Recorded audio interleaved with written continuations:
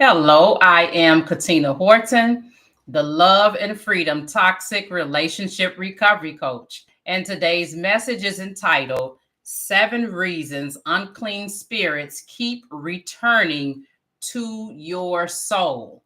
And this is part 2, and it's just going to be a super quick message today. And what I want to remind you of is that we always do what? We wear a tie so that we can make an impact. And that means that we're analyzing, we're troubleshooting, we are implementing, we're empowering, and then we're impacting the women that are in our homes, in our communities, and then where? Around the world.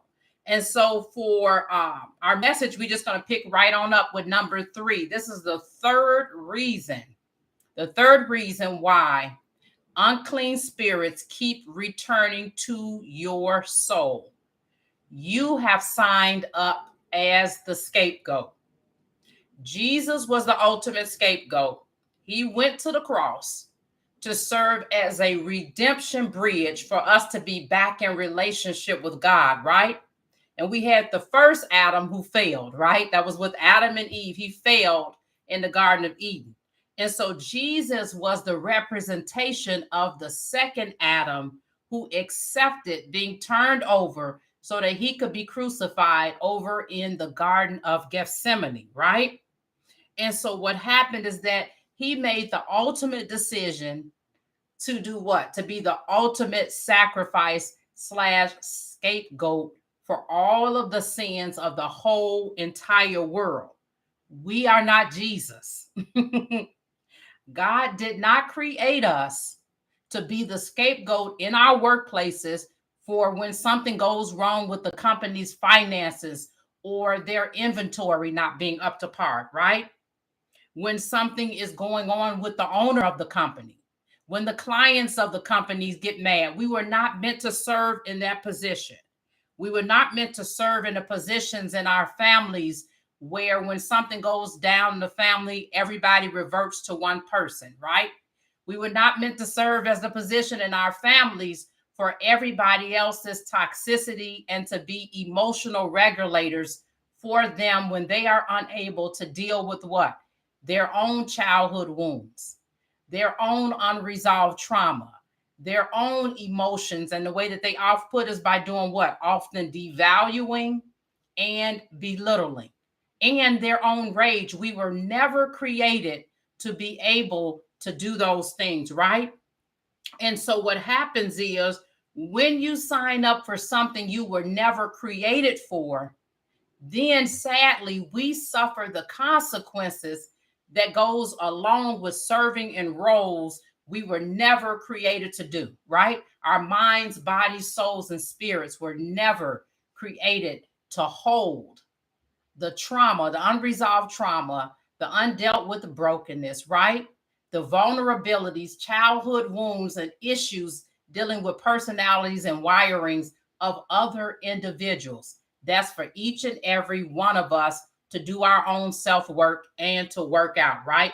God never intended for us to serve in taking on somebody else's blood on our behalf, someone else's toxicity in that sense, right? And so what happens is that this person in the scapegoat position, they're going to reach a fork in the road. It's going to happen. They're going to reach a fork in the road. And so what's going to happen is either they're going to end up doing one of 3 things, as we talked about on yesterday. Either they're going to keep it slash internalize it, right? This clutter that's in their mind, body, soul, and spirit. Okay, then option number 2 is that they are going to give it away, which is the equivalent of blowing a trauma through somebody else, right? And then option number 3 would be what? Throwing it away. And when you throw it away, that means that it's not going to sea of forgetfulness, but you are owning your story so you can own your feelings, owning your story so you can own your healing. And then what you are doing in turn with all of this is that you are throwing all of that toxic mindset and corrupt software away, and you are adopting the love and freedom software, right? That God is all about. That's his operating system, is love and freedom. And it comes back with a 100% money back guarantee, right? And we have that daughter of the king software that's attached to it, right? And so when we don't know our worth, we can allow other people to define it for us, right? We think that scapegoat position is something to walk around with a badge of honor about, but it's not. That was Jesus's role. And so we have in turn taken on his role, right? And start to believe what? As a scapegoat person, this is what I deserve, right? I deserve to suffer. This is what I deserve. And this is all because of what? Not setting up boundaries, as we talked about yesterday. Jesus did not deserve to suffer, right? Even though he was the ultimate scapegoat for our sins, right?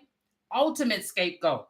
But remember, when there's childhood wounds, there's unresolved trauma, there's undeserved and undealt with brokenness from these individuals, what happens as the scapegoat person?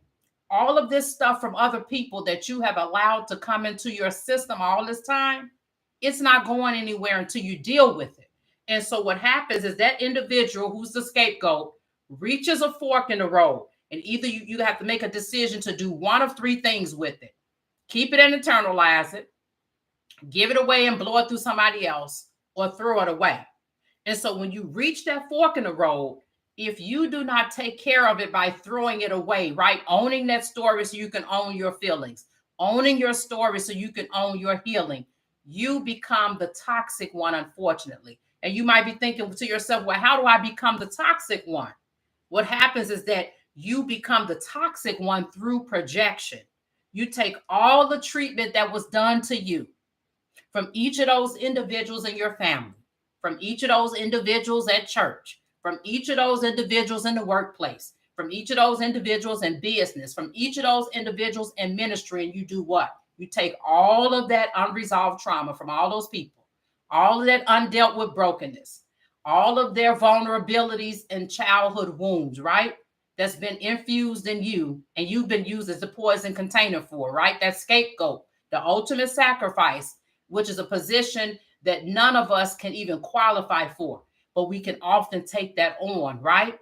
By thinking, what this is what I deserve, right?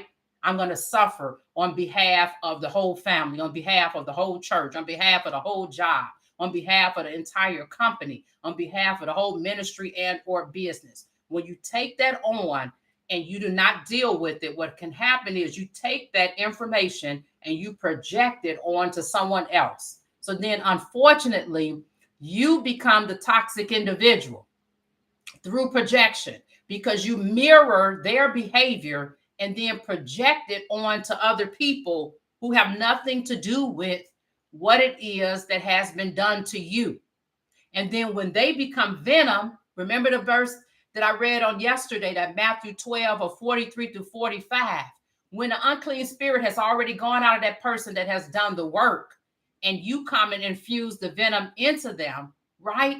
Then what happens is now they've got work from not only you as the scapegoat, but from all the other individuals who did what? Who used you as a poison container for their toxic jealousy, for their toxic envy, for their childhood wounds, for their undealt with brokenness, for their unresolved trauma. So you've now become a carrier, so to speak, and channel of venom. And that is in the form of the viper spirit, right? And so what happens is that it's kind of a culmination, like I said, so to speak, because all of these individuals who poured into you, you're taking that plus your own childhood wounds, and then you are becoming what? Venom / poison, and pouring it to someone else that has already done their work. So now, if this individual has done a significant amount of work, what happens is that automatically, just right off the back, they're going to realize, like, this is not even my junk. This is not even my stuff. This is not even my issues.